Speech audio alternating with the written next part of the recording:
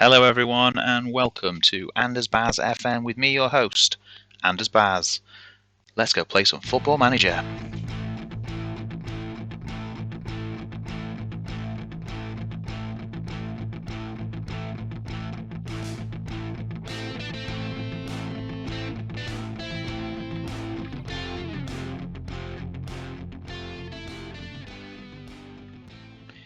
Here we go then, guys. Welcome to Football Manager 2020, and this is the first episode of my Tier 11 to the Top challenge. I'm going to be managing one of my local teams, Mansfield Hosiery Mills, who reside obviously in Tier 11 in the Central Midlands League Premier Division South. So what this is I'm going to be taking this Tier 11 side and hopefully, eventually, taking them all the way to the top and with Premier League glory. For those who are familiar with me and found their way here from my Twitter or my WordPress or Instagram, however you found your way here, I have for the last 10 years been playing Football Manager 2011. And this is really my first proper save on 2020. I thought about getting 21 and giving that a crack, given it's the current game, but I had 2020 sat there ready. Just thought, I'll try this instead, and when 22 comes out, we'll move on to that. But this is my first foray into what you can probably consider a modern Football Manager game. So let's go ahead and load this game up and see where we are. So here we are then, on the 7th of September, ready for the opening game of the season where our Mansfield Hosiery Mills travel up across the border into Derbyshire to face Claycross at the Mill Ground. But before we go there, let's have a quick setting of the scene.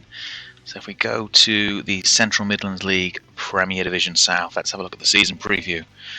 So when I joined the club, we were down in 12th with odds of 33-1 to take the title. And as you can see now, with 9 of the media Dream 11 now playing for Mansfield Hosiery Mills, we are the odds-on favourites. So you'll notice, however, there's only 14 teams listed here, and it's a 16-team league. That's because there are 2 reserve sides, Teversall and Sherwood, who interestingly play each other on the opening day of the season. But they also play down here when their first teams play in the higher divisions. And by higher divisions, I mean level 10, I believe, for both teams. So let's take a look at the Hosiery Mills squad. So you can see here that we play a 4-5-1, but we'll cover that more in more detail in a few seconds. The squad itself. So we have a few star players. Anyone who hasn't got a star rating of a half is a new player. We've got plenty of Deadwood, I guess, is probably a bit harsh for the guys, but the players who were here to begin with, I signed, are no longer featuring much in our starting 11.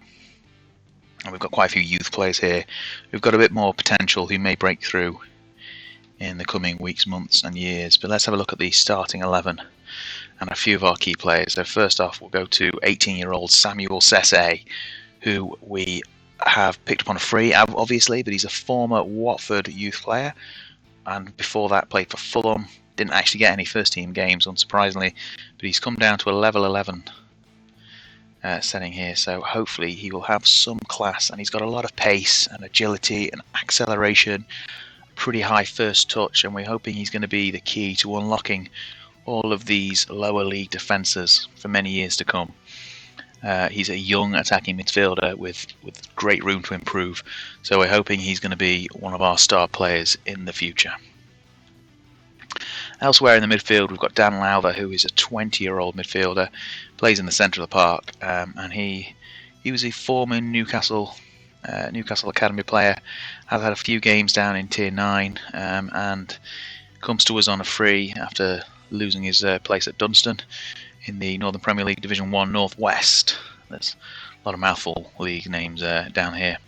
But Lowther is another one with some pretty decent physicals, great work rate, passing is pretty good at 11, first touch again at 12, technique 11. He's going to be key in that central midfielder role to getting the guys in front some more opportunities to shoot a goal.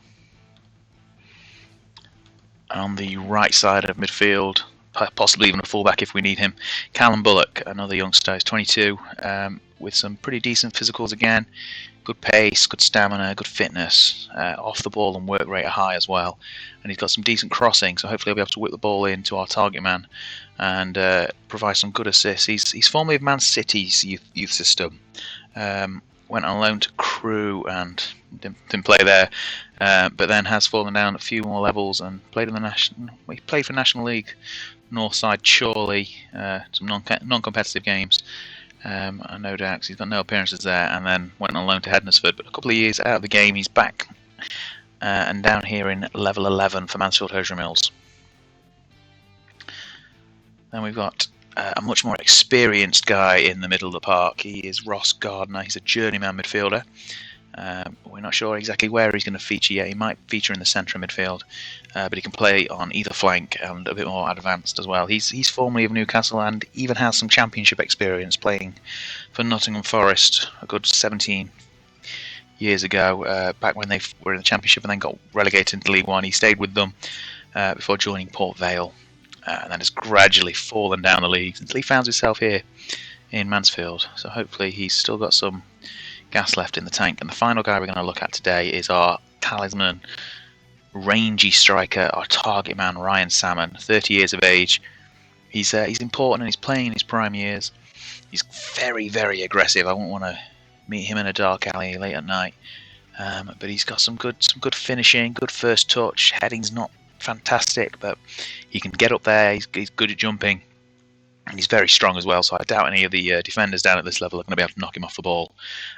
If for any reason he finds himself outside the box, that 18 long shots is going to come in handy, as is that 17 penalty taking. So if we ever got a spot to kick, Ryan Salmon will be the one who's putting it in the back of the net. But yeah, he's going to be our target man up front as we look to put this division behind us very quickly and take the lead by storm. So here we go.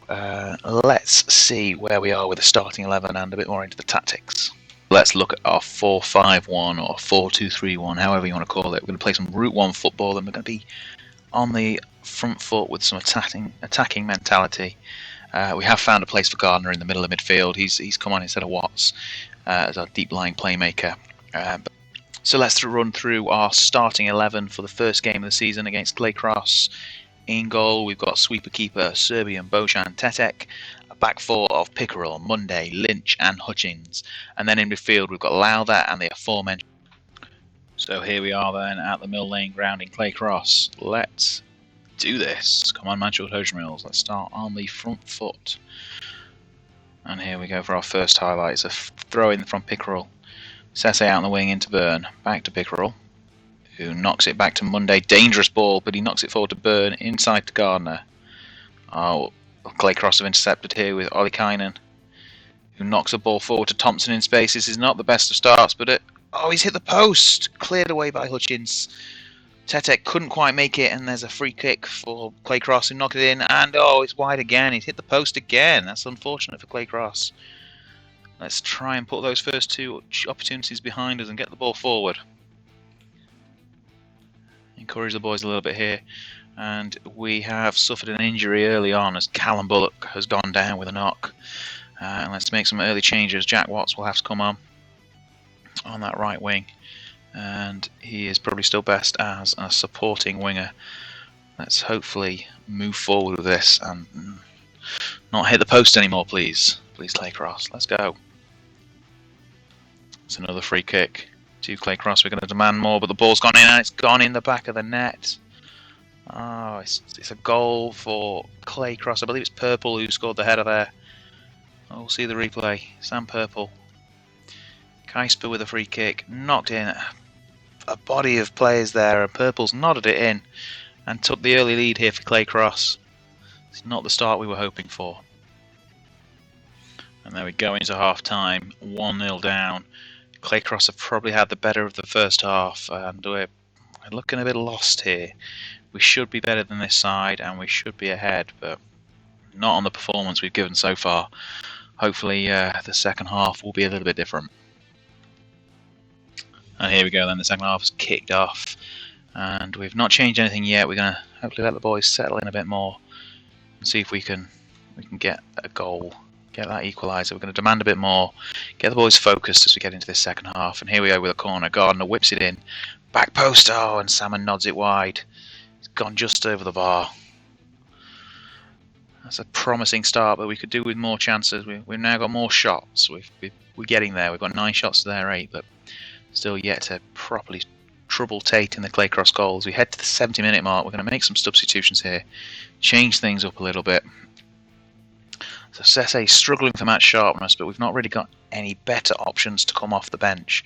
What we're going to do really is going to bring Amaneku on and put him back and swap him with Gardner. Bring Gardner into the shadow striker role. See if we can get some more movement going forward. And see, we've our right back Danny Hutchins is struggling, but we've not got any good right backs on the bench. So we're going to bring Thomas on, put him at right back. See if that can change things up a little bit for us. Let's confirm those substitutions and see if we can make the difference for this last 15 minutes of the game. In fact, we're going to go very attacking. See if we can put the pressure on. Very attacking doesn't normally work apparently, so we'll see if we can book that trend. It's looking like the game is going to fizzle out here. We've had the better second half, but we have not been able to put any chances away. And I'm in agreement with my goalkeeper. I'm very frustrated as well. And that's it. That's the end of the first game of the season. Major upset. That's what Sky Sports News are saying. Quite why Sky Sports News are covering the 11th tier, I'm not sure, but we'll take their word for it. And there we go. Disappointing game. We probably had the better of the second half, but the first half was Claycross's, and they got the goal. And that's what matters at the end of the day.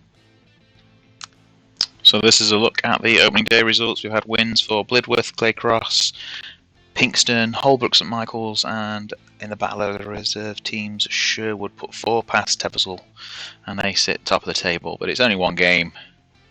I'm sure by the end of the season things will look a lot different, and hopefully they definitely will, as we don't want to be down in 13th, because if we're down in 13th, I'm probably going to get sacked. That's probably going to do it for us today. We'll join us again next time as we bring a couple of games and move a bit further forward into the season. Hopefully things will be a bit more positive than that 1-0 defeat, but you've got to start somewhere.